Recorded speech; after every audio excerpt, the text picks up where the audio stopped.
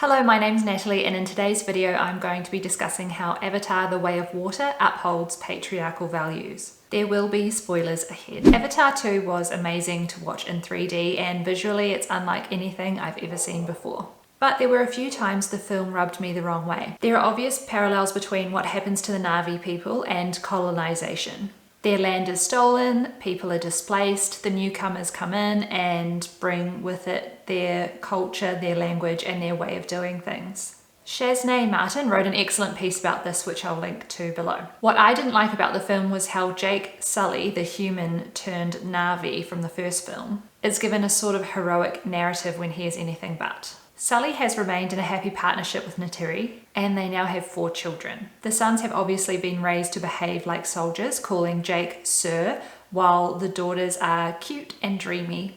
Jake and the Omaticaya clan fight, and his sons are there. They're supposed to stay on the fringe of the conflict, but of course they get too close, and Loak, the younger one, gets a minor injury. Jake is furious and disciplines him in a militaristic fashion, which drives a wedge between them that only continues to widen for the rest of the film. Jake chastises Loak for his reckless behaviour quite frequently. What Loak needs is compassion and care. He needs quality time and conversations around the values that the Sullys have and why his behaviour could be harmful. But that would take Jake being able to control his own fears and letting go of his desire to control Loak. He needs to trust Loak and let him make his own decisions. After the first film, where Jake's heart was softened and he learned about the importance of interconnectedness, I was quite surprised to see how his character had almost reverted in the second film. I was surprised by his stoicism and lack of warmth towards his children. To me, Jake's personality has aspects of what I would consider toxic masculinity traits. He has a facade of toughness,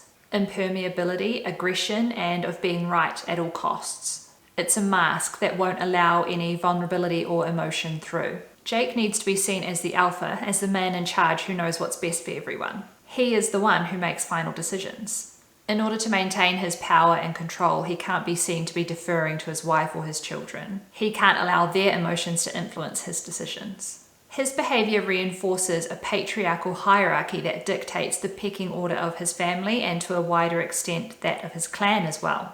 Jake's head of the family status is reaffirmed when he decides that their family must flee in order to protect the children. Neytiri wants to stay and fight. Jake overrules her and the children. Jake doesn't take his family's feelings into consideration or consider how he will risk another clan's safety by moving his family to them.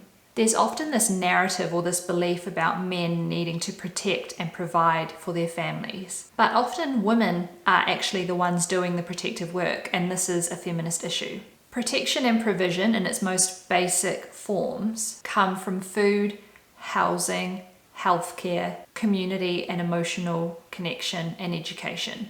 These things are typically seen as feminized. And Mickey Kendall's excellent book, Hood Feminism, talks about these things as what we need to fight for so that everyone has equal access to them. Jake rips away his family from their home, their ways of making food, their knowledge, their educational systems, their communities, their healthcare, all in the name of protection. Seems pretty counterintuitive to me.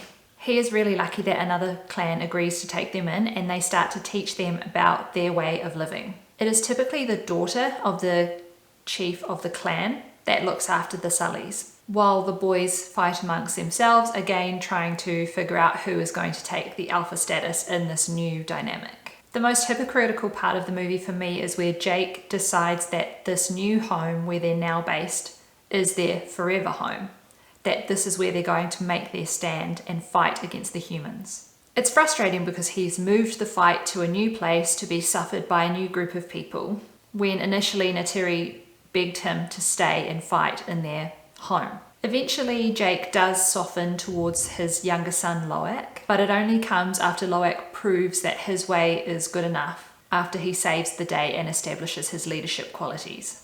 Jake is a stereotypical patriarchal head of the family, who also treats his kids as if they're in the military. He doesn't listen to his wife when she tries to help him to be more emotionally available towards their sons. He perpetuates aspects of toxic masculinity as seen and felt by Loak, who feels like an outcast in his own family. Loic can't seem to get anything right according to his dad. Jake is tough, he fights for their protection, but he doesn't realise he's alienating the very son he is trying to protect. At the end of the film, Jake does say he sees Loic, which if you've seen the first Avatar film, you'll understand the importance of being seen by someone. He finally realises that his son's uniqueness is his strength, not his weakness. And I think it'll be interesting to see if Jake, the hero of the film, becomes a better listener and works with those people in his community instead of pushing them away like he has done in this film. I hope you enjoyed this video, and if you got something from it, then you may enjoy this video about coercive control. Otherwise, you can leave comments and suggestions below, and I'll see you in the next one. Bye.